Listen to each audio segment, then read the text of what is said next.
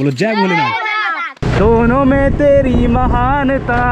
लो जी guys, फिर एक बार मौसम खराब, शर्मा आ गए बच्चे। हैंग मत हो, लेकिन हम आपके दरबार में तो आएंगे, ज़रूर आएंगे, चाहे आप कितनी भी बारिश कर लो। उल्टा पहन लिया, चेहरा बिल्कुल काला और बिल्कुल अब कपड़े सफ़ेद हो गए। ये हमेशा लगता है केदारनाथ जाना मतलब ट्रैफिक से गुजरना। भोलेनाथ तक पहुंचने के लिए काफ़ी कष्ट झेलने पड़ते हैं। तब होना चाहिए यार, स्कूटी से ट्रैवल कर रहे हैं। तो गाइस बहुत तगड़ा जाम लगा हुआ है, परेशान हो गए हम लोग, तगड़ी भीड़ है, बहुत ट्रैफिक है इधर, बहुत ट्रैफिक है।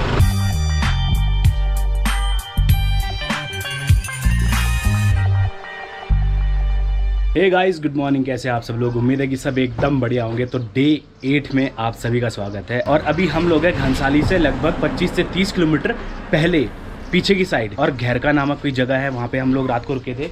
रूम आपको दिखाई दिया था, 400 रुपये में रूम था और 80 रुपये में खाना था रात का। तो 2 बारी की चाय होगी और पार्ले जी बिस्किट हो गए 2। तो हम लोग सुबह तो काफ़ी जल्दी उठ गए थे, फिर नहा धो के इस बार हमने पहली बार अपनी ट्रिप में कपड़े धोए हैं, इसलिए हमें काफ़ी ज़्यादा लेट हो गया। अभी 10:20 हो रहा है, तो आधे कपड़े सूख गए, आधे नहीं सूखे। तो अभी हम लोग निकल रहे हैं यहाँ से। सबसे पहले पेट्रोल भरवाएंगे, जो कि यहाँ से लगभग 20 किलोमीटर की दूरी पे है। फिर घनसाली आएगा और फिर हम लोग सोनप्रयाग तक जाएंगे। तो आपको दिखाऊंगा मैं अपनी पूरी जर्नी आज की, और जो ट्रैकिंग होगी, जो मेन मकसद है सभी का और हमारा, तो उस चीज़ की ट्रैकिंग हम कल सुबह करने वाले हैं।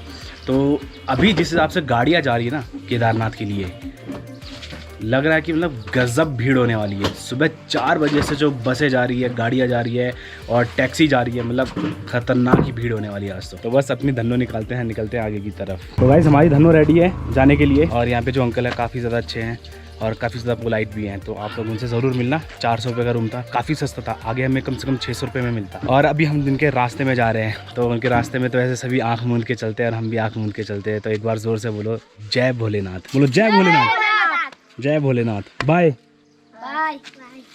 ये इस गांव के बच्चे देखो कैसे खेल रहे हैं, क्या बोलते हैं इसको? गाड़ी। चलाओ।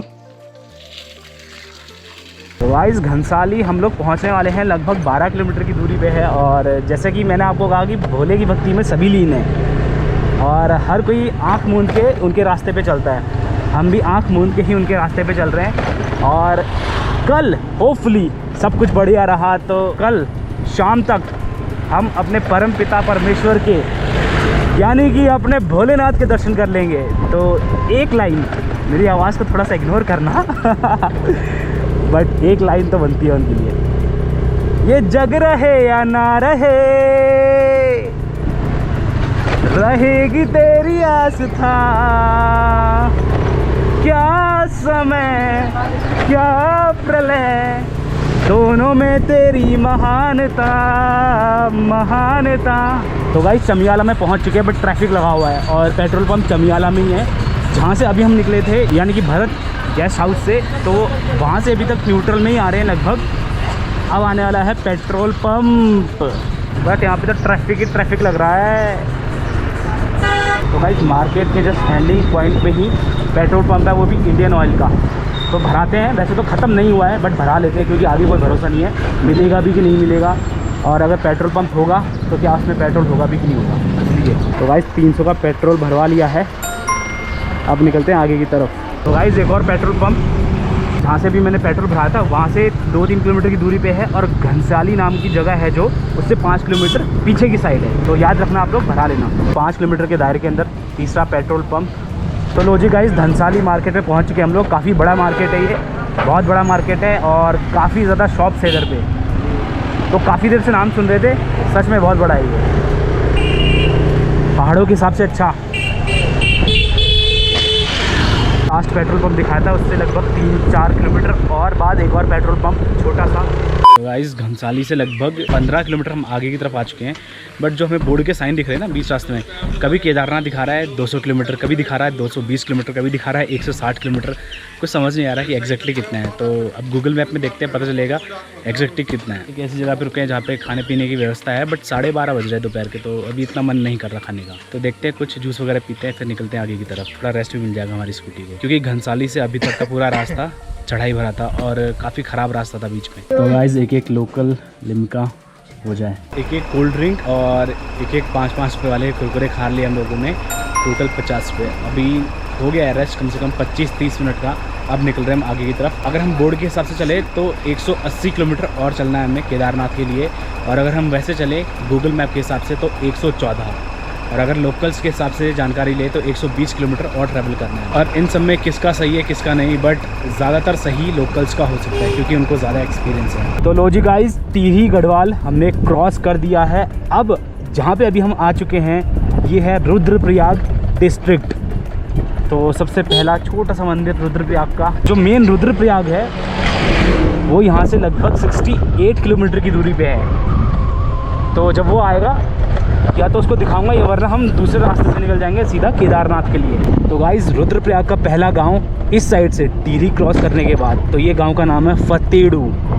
छोटा सा ही दिख रहा है बट पहाड़ियों के बीच में है, तो मतलब खूबसूरत तो है ही। तो यहीं तक ही है पूरा फतेड़ू गाँव या फतेड़ू मार्केट कह लो आप लोग। बट अभी रोड नीचे जा रही तो हमें और ज़्यादा मज़ा आ रहा है क्योंकि पेट्रोल बच रहा है ना। लो जी गाइस, फिर एक बार मौसम ख़राब पर अपने धंधों को हमने सेफ रख दिया। तो गाइस भोले की नगरी से लगभग 70 से 80 किलोमीटर की दूरी पे है हम लोग, और स्वागत कर दिया भोलेनाथ ने हमारा बहुत तेज़ बारिश से। अभी बारिश की शुरुआत है, अभी और तेज़ आने वाली है। और तुनेटा करके कोई जगह है रुद्रप्रयाग से 20-22 किलोमीटर पहले, और यहाँ पे हम लोग लंच करने वाले हैं। दोपहर के 3 बज चुके हैं। तो स्वागत है आपका रुद्रप्रयाग में बारिश में। और रुद्रप्रयाग जहाँ से डिस्ट्रिक्ट स्टार्ट हुआ था वहाँ से अभी तक हम लोग बिल्कुल न्यूट्रल आए। लगभग 25 से 30 किलोमीटर हो गए होंगे आसपास, पूरा न्यूट्रल आया। पेट्रोल बचा है हमारा। देखते हैं क्या खाते हैं, जो भी खाऊंगा आपको बता दूंगा, अपडेट कर दूंगा, क्योंकि स्टार्टिंग से आप लोगों को बता रहा हूँ कि मेरा कितना खर्चा हो रहा है, तो अपडेट करता रहूँगा, आप लोग टेंशन मत लो। क्या हुआ, क्या नाम है तेरा? नैतिक। पूरा नाम? नैतिक बंगारी। क्या करे? अचार? तेरा नाम क्या? शर्मा आ गए बच्चे। तो छोटे छोटे बच्चे हैं यहाँ पे, उनके साथ मस्ती कर रहा हूँ। उसके बाद मिल सकता है, मिलने में कोई बुराई नहीं। घंटा बुराई नहीं है, क्या बात कर रहा है यार ये कौन?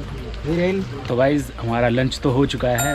100 रुपये की थाली थी, दाल चावल रोटी सब्ज़ी, और फिर इसके बाद हमने 2 रेनकोट लिए 50 वाले, 50-50 के 2 टेम्प्रेरी रेनकोट, क्योंकि हमें ज़रूरत पड़ेगी केदारनाथ में इसलिए। और अभी से ऐसा लग रहा है कि ज़रूरत पड़ सकती है। अभी बारिश रुक गई थी थोड़ी देर पहले, लेकिन वापस से अब चालू हो गई। तो पता नहीं क्या चाह रहे हैं भोले बाबा, लेकिन हम आपके दरबार में तो आएंगे, ज़रूर आएंगे, चाहे आप कितनी भी बारिश कर लो। वैसे यहाँ का खाना काफ़ी ज़्यादा टेस्टी था, सब्ज़ी मुझे काफ़ी ज़्यादा अच्छी लगी। हमारे पास थोड़ा कैश खत्म हो रहा है, तो 5 किलोमीटर बाद है ATM, तो वहाँ से पैसे वैसे निकालेंगे। ये जो रोड है ये लगभग हमें रुद्रप्रयाग तक ले जाएगी, और रुद्रप्रयाग के बाद हम दूसरी रोड पे निकल जाएंगे उखीमठ होते हुए सीधा सोनप्रयाग, और सोनप्रयाग के बाद सीधा गौरीकुंड, और गौरीकुंड के बाद सीधा केदार, यानी कि स्वर्ग के द्वार। लाइक कीजिए। हैंग मत हो। बाय। तो लो जी गाइस, निकलते हैं हम लोग।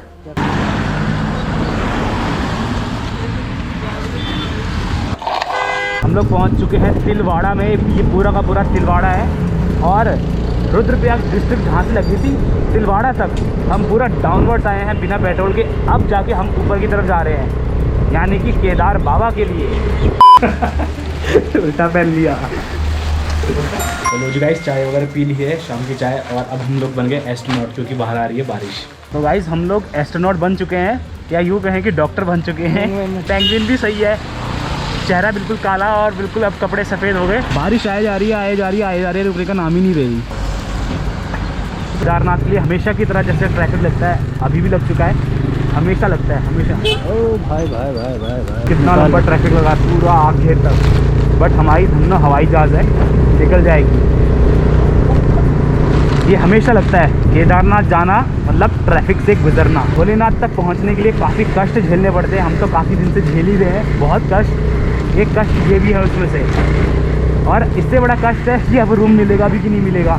उससे बड़ा कष्ट ये है कि जो पहले 17 किलोमीटर की ट्रैकिंग थी वो 22 किलोमीटर हो चुकी है पिछले कई साल से।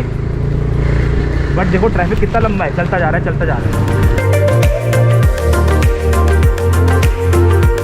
तो भाई लोग, ये लोग आए हुए हैं और शेयर करो। और आपको कैसा लगा भाई धन्नो यहाँ तक आई है? यार बंदों को यार दम होना चाहिए यार, स्कूटी से ट्रैवल कर रहे हैं यार। आपके साथ वाले अटक गए मतलब वहीं हरिद्वार? वो आगे हैं, लाइक करो भाई। तो भाई फिर से जाम लगा है, बट ये 1 किलोमीटर लंबा जाम है। बट अपनी धन्नो निकले जा रही है, देखते कहाँ तक जाती है। वो देखो कहाँ तक जा रहा है जाम।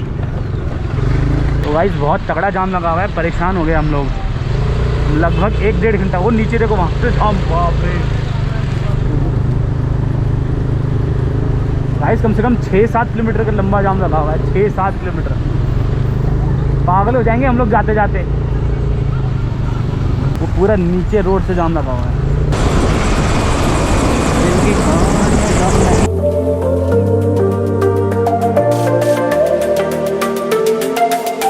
दोस्तों रास्ता देखो कितना ज़्यादा घटिया बना रखा है। इधर पे बना ही नहीं रखा है, बना ही नहीं रखा, टूट जाता है ना हर साल इसलिए।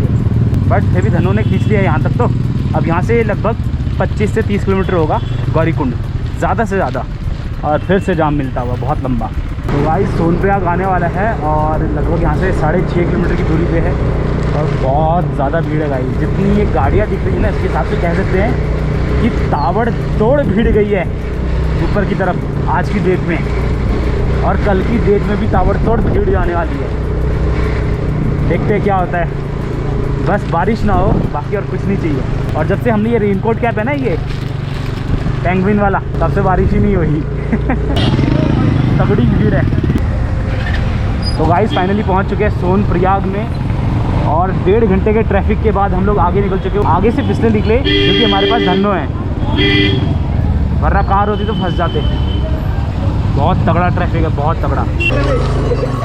गाइस ये है सोनप्रयाग, देख लो, कुछ अता पता कुछ नहीं चल रहा, कहाँ जा रहे हैं क्या जा रहे हैं। सोनप्रयाग से आपको ऐसे टैक्सी करनी पड़ेगी, 50 रुपये किराया होगा गौरीकुंड तक। नंबर निकाल रहे हैं मेरा की ये वाली गाड़ी। लो भाई साहब आप कब निकाल के बता दो। बट हमें कहीं और जाना है इस समय, बहुत ट्रैफिक है इधर, बहुत ट्रैफिक। तो लो जी गाइस फाइनली पहुंच चुका हूँ गौरीकुंड के सामने और यहाँ से गौरीकुंड सिर्फ 2 किलोमीटर की दूरी पे है। तो ये जो टेंट सेटअप दिख रहा है आपको, ये अभी पूरा कंप्लीट हुआ नहीं है। जब पूरा कंप्लीट होगा तब मैं आपको दिखाऊंगा। तो फिलहाल ये टेम्प्रेरी है, तो इसमें हमें जगह मिली है। और कितने रुपए में यहाँ पे जगह मिल सकती है, आपको खाना पीना क्या हो सकता है, वो सारी डिटेल्स मैं आपको बाद में बताऊंगा। आप लोग बस बने रहिए ब्लॉग के साथ। तो गाइस हम लोग लगभग सोनप्रयाग के आसपास लगभग 5:30 बजे पहुँच गए थे, लेकिन इतना ट्रैफिक था कि 4 घंटे लग गए हमें सोनप्रयाग क्रॉस करने में। तो बहुत बुरी हालत हो गई। इतना हम पूरे रास्ते भर में नहीं थके जितना हम उस ट्रैफिक में फंस गए। मैंने कहा था ना कि भोले की नगरी में अगर आ रहे हो तो कष्ट तो होगा ही, बिना कष्ट के भोलेनाथ नहीं मिलते। और इस समय थोड़ा सा डार्क हो रहा है यहाँ पे क्योंकि सिर्फ एक ही लाइट लगी है और ये टेंट सेटअप जो है ये अभी कम्प्लीटली लगानी है। तो जब कम्प्लीटली लगेगा तो बहुत ज़्यादा ज़बरदस्त होने वाला है। और सिर्फ गौरीकुंड से 2 किलोमीटर पहले है, मतलब ज़बरदस्त लोकेशन है। इतनी पब्लिक आई है ना, इतनी पब्लिक, ज़िंदगी में मैंने इतनी पब्लिक कभी नहीं देखी। और इतना लंबा ट्रैफिक जाम मैंने ज़िंदगी में नहीं देखा, बहुत पब्लिक है। होश उड़ गए मेरे तो। 4.5 घंटे मतलब सिर्फ ट्रैफिक में खड़े रहना, ना गाड़ी इधर से इधर हिल रही है ना इधर से इधर हिल रही है, बीच में फंसी रह गई। आई थिंक सिर्फ 1 किलोमीटर का पैच होगा, उसको कवर करने में मुझे कम से कम 4 घंटे लग गए। हालत ख़राब हो गई, बट कोई नहीं, सर ढकने के लिए एक जगह मिल गई। वरना जो बाहर जगह मिल रही थी वो मिल रही थी लगभग 3,000 रुपये में और 3,500 रुपये में, 4,000 रुपये में, मिनिमम 3,000 रुपये में इस समय रूम के प्राइसेस है। और वो भी बिल्कुल ऐसे रूम जिसमें मतलब घुटन से आप मर जाओगे। बस आज के ब्लॉग में इतना ही, मिलता हूँ आपको अगले ब्लॉग में। तब तक के लिए जय हिंद, जय भारत, जय देवभूमि। हंसते रहिए, मुस्कुराते रहिए।